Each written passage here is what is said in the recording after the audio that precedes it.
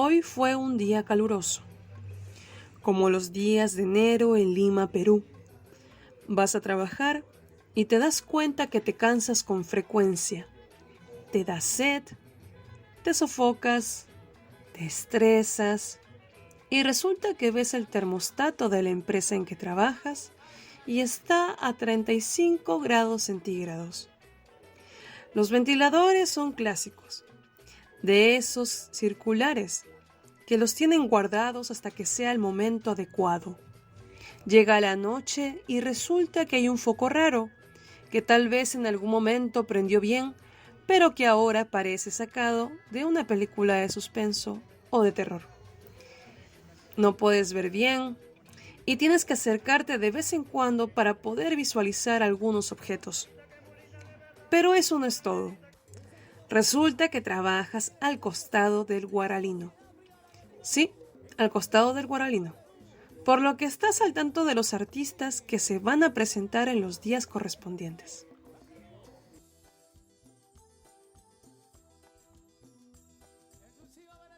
Bienvenidos a nuestra exposición de ergonomía ambiental.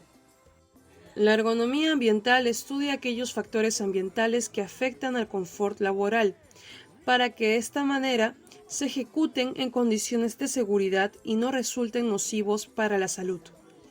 Existen 5 factores contaminantes ambientales, relacionados con lo que sería la temperatura, la iluminación, el ruido, las vibraciones y el síndrome del edificio enfermo.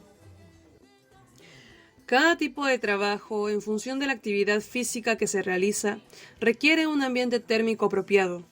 Por ello, el ambiente térmico debe someterse a evaluación y control.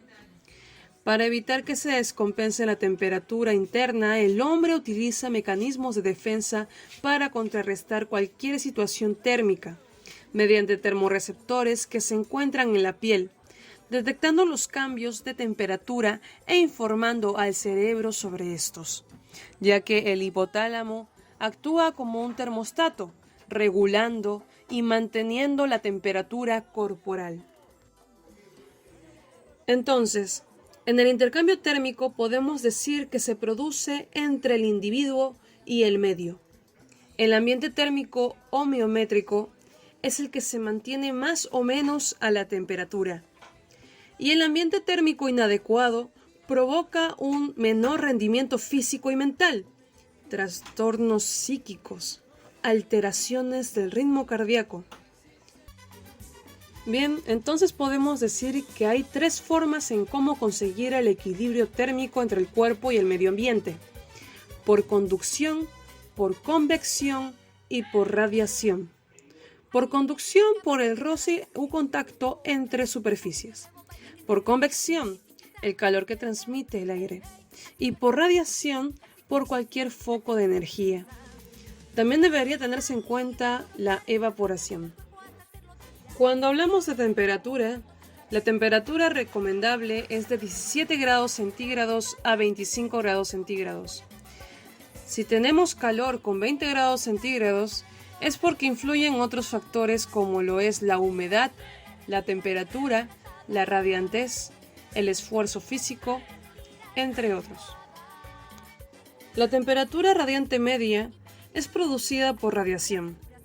Va en función de la temperatura del globo. Normalmente es superior a la temperatura seca. Si la diferencia entre las dos es mucha, se sospechará que existe una fuente importante de calor radiante, sobre la que habrá que actuar. La humedad relativa. Esta está relacionada con lo que es la cantidad de humedad en el aire. La de confort es de aproximadamente 40 a 60%. Otros parámetros climáticos serían la velocidad del aire, el consumo metabólico y el aislamiento térmico.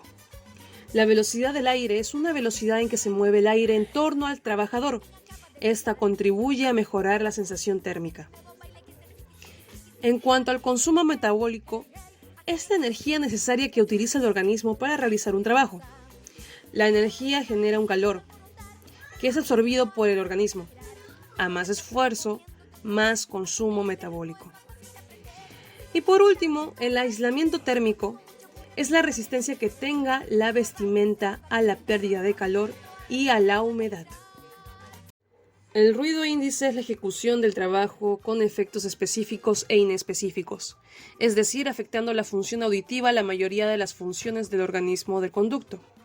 La principal medida de control es la actuación sobre las fuentes de ruido. El principal riesgo de la exposición al ruido es la pérdida irrecuperable de audición. Para disminuir el nivel de ruido, lo primero es localizar la fuente emisora y aislarla.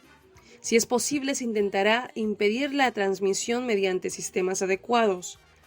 Cuando estos medios no sean efectivos, se tomarán medidas de protección personal, como la reducción del tiempo de exposición o la utilización de equipos de protección individual. La luz es la radiación electromagnética capaz de ser detectada por el ojo humano.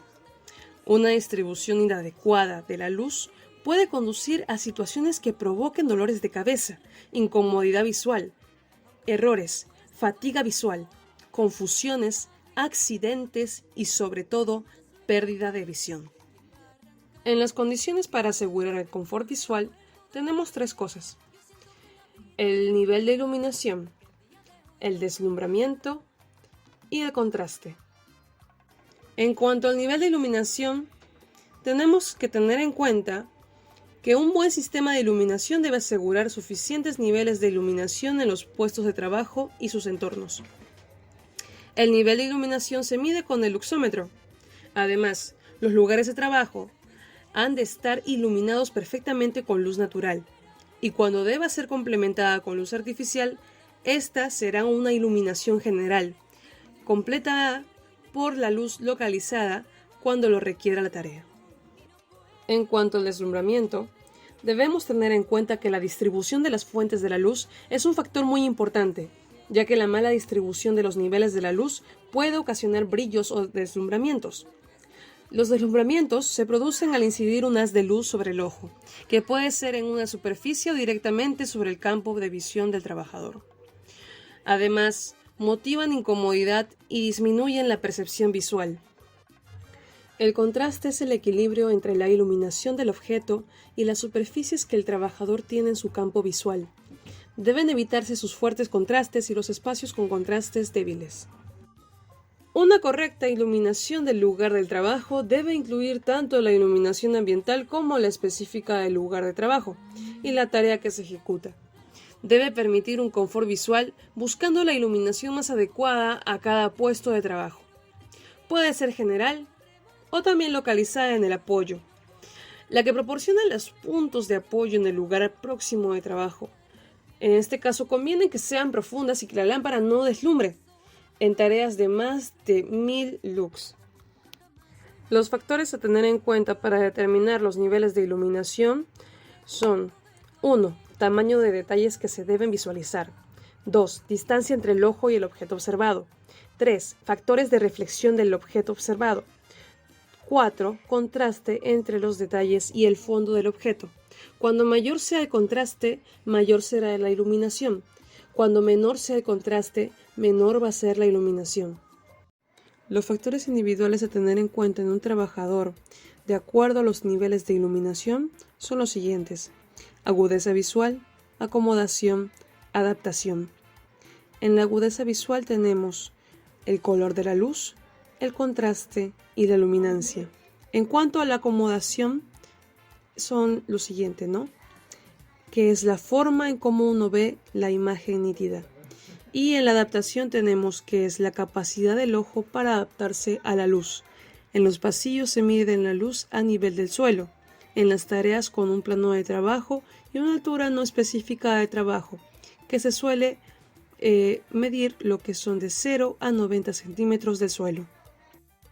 En cuanto al síndrome del edificio enfermo, podemos decir que se origina por un sistema de ventilación que no es capaz de eliminar la contaminación del aire que produce de las diversas fuentes existentes en los edificios, ya sea mobiliario, a nivel de las máquinas, personas, etc. Integrantes: Vázquez Calderón Clara Antonella, Iberamendi Moreno Karen Natalia. Esta es